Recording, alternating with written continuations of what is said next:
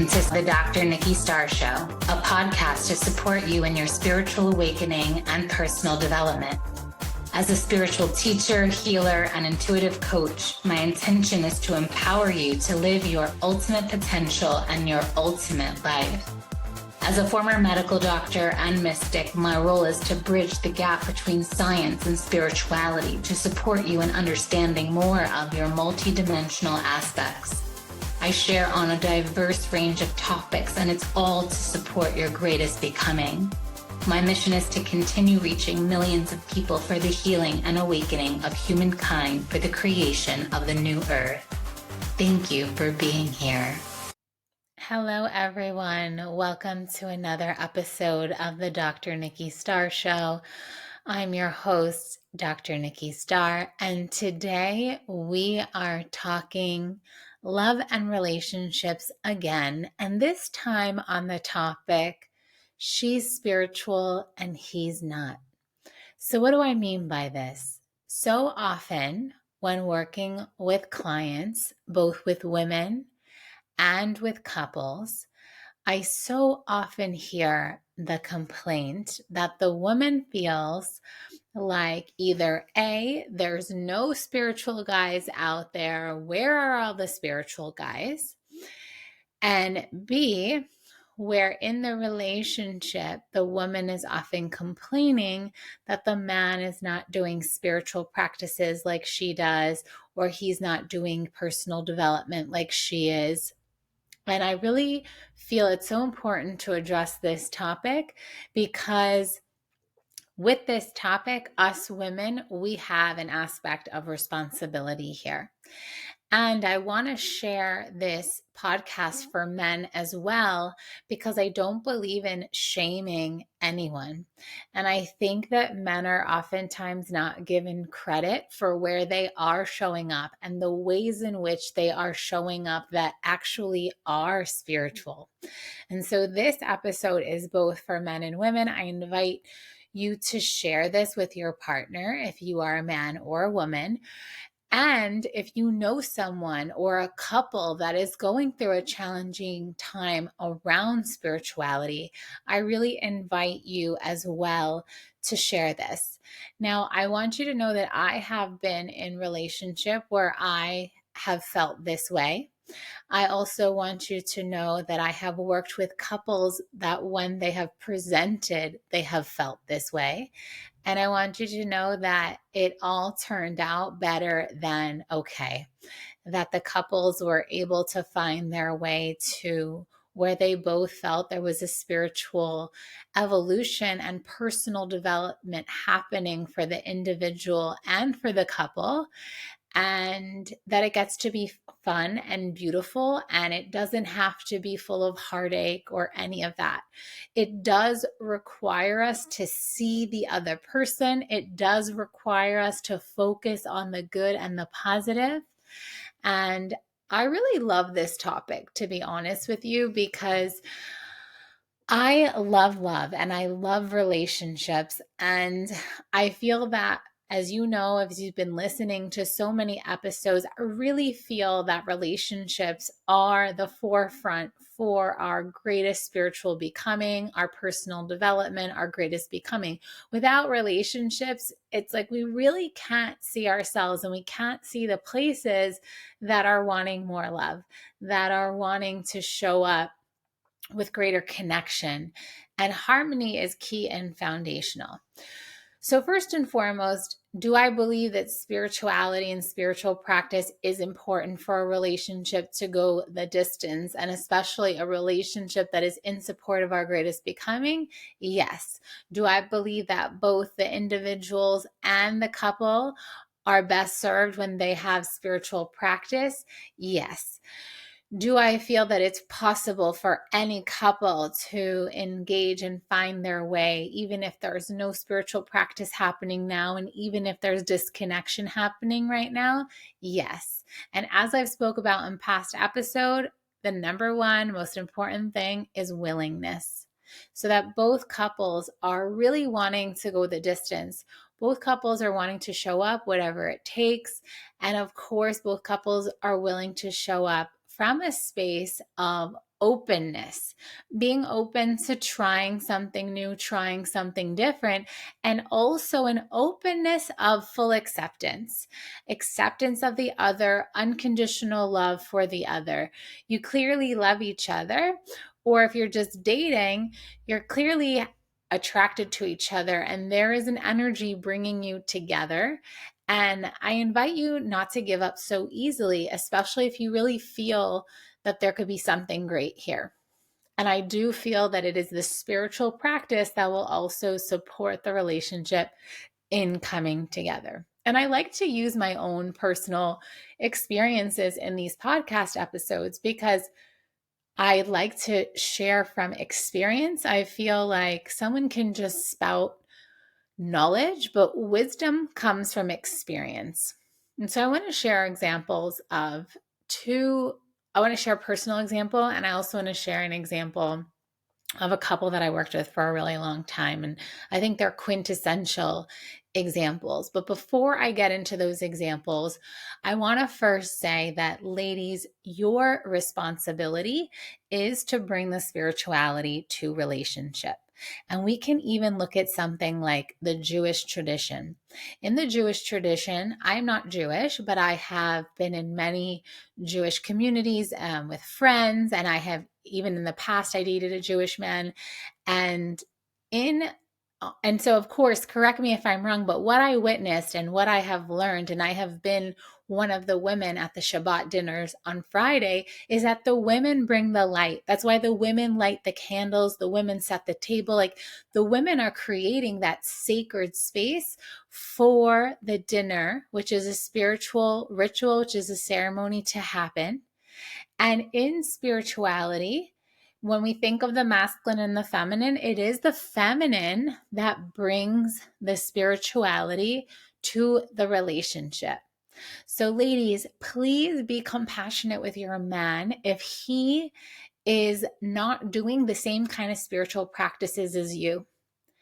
Because I remember when I was wanting to manifest my beloved in, there came a point where I had a realization that a man will not be spiritual in the same way that I am. And the truth is, I probably don't want a man that's spiritual exactly the way I am, because what creates attraction and chemistry, that really juicy magnetic pull, is when we're polar opposites, not when we're exactly the same. And I have dated men that were very similar to me, like almost like identical on paper, but just male and female. And honestly, that yummy chemistry, that passion, that intense attraction, it actually wasn't even there. So for you ladies that are looking for your man, and for you ladies in relationship and you're feeling disappointed by your man, I want you to know that if he were to show up in his spirituality the same as you actually might not even be attracted to him. Because the truth is, a real masculine man won't be doing the same things as you. And as a practitioner and student of David data and polarity practices, even during practice, our roles are completely different. When we're in polarity practice, it is the man's role to empty, to be in stillness, to be grounded. And it is the feminine's role to be full expression. Like, you're not thinking about breathing, he's thinking about breathing. You hold different roles in the relationship. So, ladies, your role in relationship is to bring the spirituality. And it's not in a mothering way, because that's masculine and that's emasculating. When you're being like a mother, you're being in a masculine role. You're telling him what to do. This is a turnoff. This is not going to work. But if it is inviting and enticing, like as if you are both trying new things and you're like, hey, I've learned about this practice, and you're not teaching him ever. So it's either you go to a workshop or an event, or you play a video where on the video they are sharing what to do and what the practice is, or you go to an event, or you listen to a guided meditation that you press play, but you are not the one that is teaching him or guiding him. No, that is not your role. Your role is not teacher or guide for him. Absolutely not. Your role can be, though, the one that introduces Like, oh, I heard about this. Do you want to try it? Do you want to try it with me? I'm really excited to try this. And then he can decide yes or no. Because that's what I have found to be successful in my relationships is really inviting him along for the journey. So with my beloved now, he never went to ecstatic dance before, for example. And ecstatic dance is one of my favorite spiritual practices. I love it so much. I am not a teacher or a guide of ecstatic dance. Of course, I can facilitate dance and I can facilitate, and I do facilitate experiences on my retreats, etc.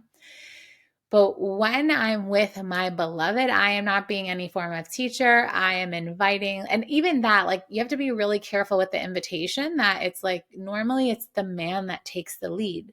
So it's more like putting him in the leadership role, sharing your excitement for something like, oh, I'm so excited to try this, or oh my gosh, I would love to go to this class. Like, do you want to come with me? So then he gets to make the decision, not let's go to this. No, that is masculine. That is you telling him what to do. This will not create polarity. This will likely turn him off. He's likely going to say no. So that's number one, ladies. So first and foremost, take responsibility for being the spiritual muse, right? So I didn't say the spiritual teacher, I said the spiritual muse. And so part of that is, how are you showing up in your spiritual practice, in the personal development that you do, that inspires him to be like, oh, I want to try that. Because similarly, I did that with breath work. There were breath workshops happening in Ibiza, and I was like, oh, I would love to try this. Like, and I've like heard so many great things about breath work for men and blah, blah, blah. Like, do you want to go? Do you want to try it? What do you think? And he came and we went multiple times and it was wonderful. And it was like, oh, wow, like my dreams are, and my dreams are even being realized. And I remember there was another, I think it was for solstice, there was a sacred union circle. And I was like, oh yeah, like I feel the codes for these. And I remember he was in the UK and he was planning to fly back the next day, the day after the event. And then I said, hey, I really wanted to go to this and I'm going to go to this. Like, I love if you could come. Like, what do you think? And he changed his travel plans and arranged it to be there with me. And he loved it.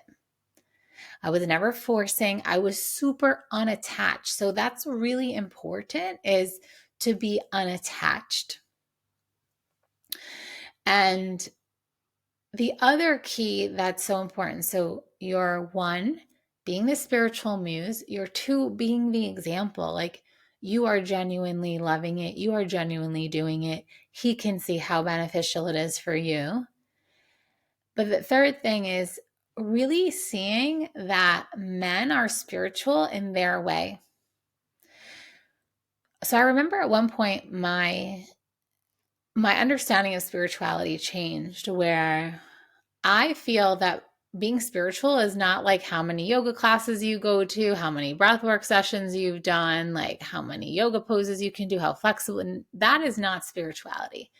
Spirituality is how loving and compassionate and kind you can be in every moment. And this is a measure of spirituality. And men being in their power is a measure of spirituality in a way that's empowering. Of course, not the overpowering patriarch that suppresses other people. No, it's not this kind of masculine energy, but there's that loving, fierce, strong masculine, where you're a strong masculine with a soft heart. And there are many men out there, men who are very generous, excellent providers, loving, kind, thoughtful, and they don't have to do spiritual practice. They just exist like that. And for many spiritual women, this actually could be a great match. Like, you don't need a guy that's going to do yoga with you. You don't need a guy that's going to meditate with you. Will he? Could he be willing to? And could he do it in some moments? Yes. So for example, when I remember being in Malibu and, calling in my beloved, and then I started to realize, I'm like, actually, I feel like if he just went to the gym every day, or if he just surfed or had some kind of practice that was meditative, that was good for him, that he did every day that was like his go-to, like that would be enough for me. And that's the thing. Like it could be something that's like going to the gym. He could be a runner, a biker. He could do triathlons, like whatever it is that repetitive daily practice that you get better and better in mind, body, or spirit. Even someone who plays a sport regularly, like tennis or golf, and I don't mean like golf where you just go and drink with your buddies, like not this kind of golf, but where they actually like get better at the sport and they really play it like this too. This is how men have their spiritual practice too, something to be present with, fully present, fully online. The mind is fully present with the activity. That's enough of a meditation, because the truth is a meditation is a one point of focus. And so I'm sharing this because men, you may be more spiritual than you think. And do I think that it would serve everyone to do some sort of healing and personal development in relation to traumas, wounds, and triggers from your childhood, or any other aspect of life or time in your life where you experience wounds, traumas, or triggers? Absolutely, because I do feel it's our responsibility to heal and return to the wholeness and the love that we are, so that we don't pass it on to our future generations. And it will only help our relating, only help it. So here's where it is your responsibility, men, to do some sort of personal development work, but how you do it is up to you. And do I think that spiritual practice is great? Yes, because this is how we can be our own healer. So sometimes the gym or some physical activity may not be enough, something like meditation or breath work to go a bit deeper into ourselves, to really activate self-awareness on another level. These are things that are really powerful for self-healing and for transformation, because the more self-aware we become, the more we can make different choices and act instead of react, and respond instead of react. So it's really, instead of it being involuntary and just like a knee-jerk reaction, we're really conscious of what we're doing in every moment. And this is going to help business. This is going to help all of our relations. And this goes for women too. And so even if you're not spiritual in the more traditional way of being spiritual, this is an invitation to see where you can become more self-aware. And so now I want to share about my story with my beloved, where he wasn't outwardly spiritual at all. But I don't know, the universe really brought us together. And the more I got to know him, the more I saw there was this aspect of him that was innately spiritual. He was probably one of the deepest men, like really could eye gaze with me, like in a way that I broke my gaze first, which was very rare. Like, because I even hosted workshops where it was like eye gazing, like I love to eye gaze. It's one of my hobbies. And to have that level of depth, and that level of depth where you can really meet someone in full presence and be fully present, that level of intimacy, I know men who go to workshops for that, right? And he was able to meet me there just as deeply. And the more I got to share about my healthy lifestyle and habits of how I don't drink and I'm substance free and I prefer to really be as natural as possible, he started to share his background of how he got into the gym and bodybuilding when he was like 13 or 12 or something really young. And that for most of his life, he didn't drink any alcohol and really was like eating Brussels sprouts and chicken. Like wouldn't even have sugar or anything, because he cared about his body and he wanted to look a certain way and he would work hard in the gym. So that mattered to him. And so I saw where his innate way of being was more spiritual. And he's like, yeah, oftentimes I was the designated driver, and he didn't really care for the alcohol, even though I had met him in a phase when he was in Ibiza, and Ibiza is known to be a party island, but is also known to be very spiritual. And so interestingly, him being here, there are many spiritual events that go on in the island. So he started getting exposed to my world before meeting me. So then he could understand more of the unique archetype of being that I am, and about my meditation practices and about ceremonies and the nuances of different rituals. Like, he sat in on them. And so it was nice because it was like there was an introduction into my world, and he was able to receive me with even more unconditional love. But the thing that also was the main thing that attracted me to him was I saw how he was such a caretaker. Like, he would go around and ask everyone, "Are you okay? Can I get you a drink? Can I get you anything?" Like, really taking care of others. And I hadn't really seen it to that level. Like, he was highly in service, like really making sure everyone is okay. And that's like a beautiful trait in a man, right? Because men, oftentimes women want to feel like they're taken care of by their man, right? And of course, in relationship, we're taking care of each other, but there's this beautiful like provider essence in that. And I really saw that, and I was like, wow, that's really beautiful. And it took us time. And, even him leaving behind habits like the alcohol, that really wasn't his true nature. Like, for some reason, I was able to hold space. And then he started attending things with me and trying things on, trying different breath works and meditation practice. He would join me for different rituals, for full moon rituals. And it was because no matter what, I was going to do that in my life. And I was like, hey, I'm going to do this ritual now. Do you want to join me? And I did my best to remain unattached.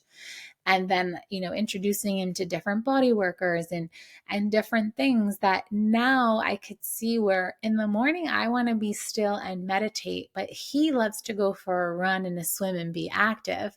And then we both go to the gym. But I have found that it's really important that as long as he's doing something, that it's great. And in moments where, like, I've done a lot of deep work, right, around childhood stuff, my conception stuff. I've done like the whole rebirthing sessions. Like, I've done so much work for a decade, right? And there's aspects of his past from his career that now that he sees how much I do to be the best me, he's inspired to do that. So now he's looking into doing EMDR, because he really should have done that after you're complete with the military and you've had certain experiences. I feel it should be a requirement. But he's such a strong person and a strong-minded person that he really wasn't self-identifying that he needed any kind of support like that. But now he sees the benefit that I've explained, like it's our responsibility for the future of our children to heal these aspects and to clear things from the psyche and the mind. And even though I have always felt complete with plant medicines because I tried them, he never really went on that journey. So I'm even open because I'm in full compassion, unconditional love, and I really want what's best for him. That I'm like, you know what? I thought I wanted a guy that would have been complete with that, but it sounds like you haven't had that experience yet. It would be good for you to have those downloads. Plus, given your military background, I think it could be a great way to just purge some energies. And that's the beauty of the spirituality. Like, we don't have to be on the same exact level or have done the same exact things. Like, I'm a spiritual teacher as my trade, as my mission, my purpose. I do feel in the future he has the potential to be, he still works with people in a coaching manner with mindset and physique, like through personal training and things like that, and nutrition and all that. But as you go on your journey, this is where you develop the wisdom. And I didn't have to tell him or push him. I feel in moments he chose to rise up so our relationship could go to the next level. Because if you are, as a woman, on a fast track of ascension, and men, if you are dating a woman who is steeped in spirituality and is constantly in her personal development work, the relationship won't be able to go the distance if you're not also doing your work in some way. But ladies, be careful that you're not pushing your agenda that you feel it needs to be in your way, the way that works for you, because everyone is different. But as long as there's that effort to try something new, and the man is really showing up in his highest light to do the work, I really feel that a relationship can go the distance. Now I want to share about a couple that I worked with for many years, and I just love their story and their journey. And she really had more experiences with men than him before they came together. And when they came together, their life was very simple. And she had more of that drive in her to evolve, to create a business, to expand her business, to go deeper on her spiritual path. And he was really the embodiment of like unconditional love, whatever she wanted. And when they came to me, they were in a sexless marriage. And they both knew that they didn't want that. So they really came more for tantric breath work. And that began to open the door. And so that's always a beautiful place you can begin as a couple, is go to a practitioner or a healer or a coach or some type of facilitator that supports you in doing spiritual practice together. And then from there, they had practices to do together, because I shared tantric practices with them, breathwork practices, and even some relationship coaching tips and tools that really work that I will share in the bonus content of this episode. And what I found was it opened him up even more. And so, because she was hungry and she was on her fast track of ascension, she continued on with coaching, etc. And she started to make more money than him. Her businesses expand. They've talked about retiring him because her businesses have catapulted. She's opened up so many spaces and so many businesses that it was really him being more in a supportive role for her. And even still, they were committed to their relationship coaching work. And there were times that he didn't want to come. And there were moments where he was resistant. But it was important that he showed up, because as her money mentality evolved, he created some tension in this space because some of his scarcity issues and thoughts and patterns would come up. And every time he would come to a coaching session and they would come as a couple, their relationship would go to the next level. And it was so beautiful to watch their evolution. Eventually they were having like 3, 4, 5 hour tantric sex rituals, and they were experiencing their life in such an abundant way, like far beyond anything that they could have imagined when they came, like even taking 5-star trips and first class travel all around the world while having their businesses, and getting their dream cars and just fun cars, and just really living a more fully expressed life based on their desires. And it got to the point that by the end of the 3 years, he really stepped into his magician hat. He was really the one that was suggesting, oh, we should do this ritual and we should do that manifestation practice.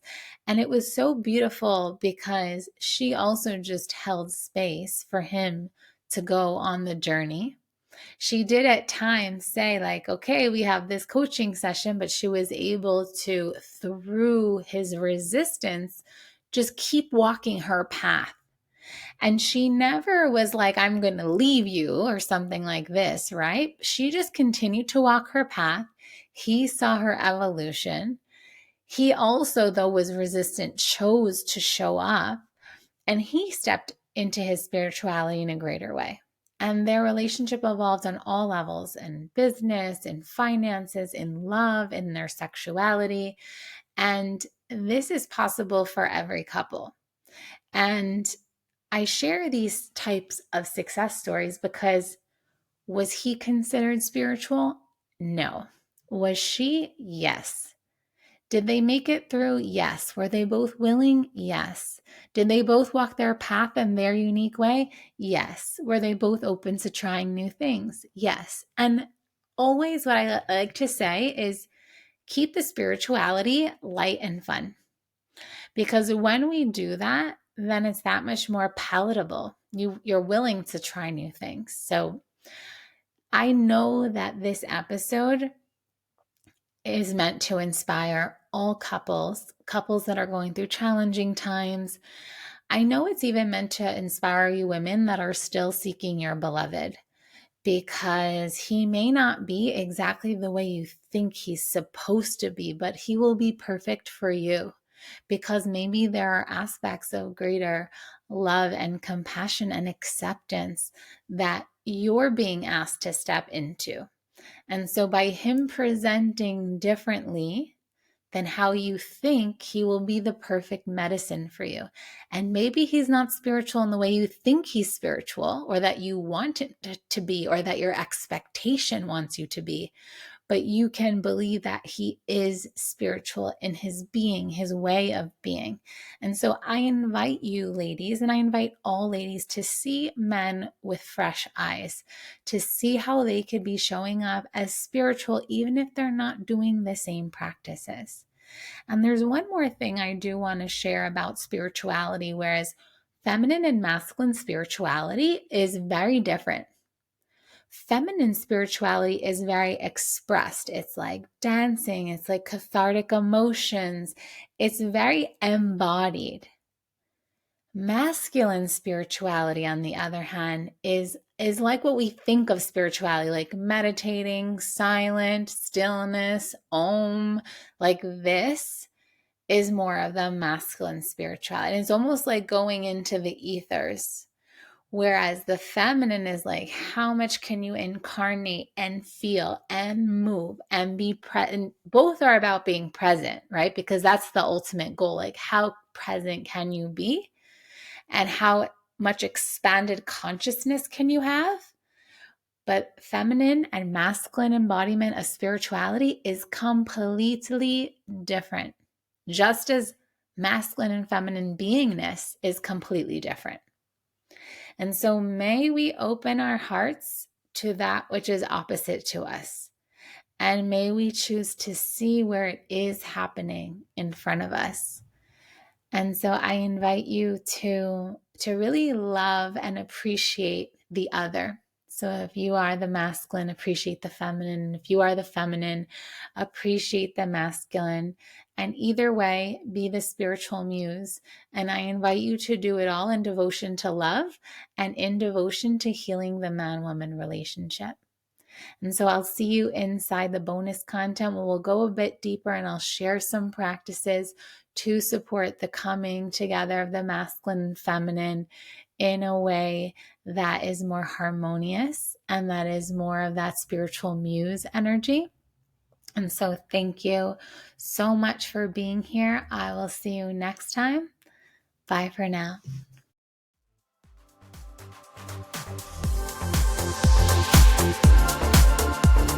Thank you for tuning in to another episode of the Dr. Nikki Starr Show. Please like this podcast and share it with anyone you feel would benefit. Subscribe to the podcast to receive bonus content, and remember, every Monday the video version goes live on my YouTube channel. Thank you so much for being on the ascension path with me and for doing this great work.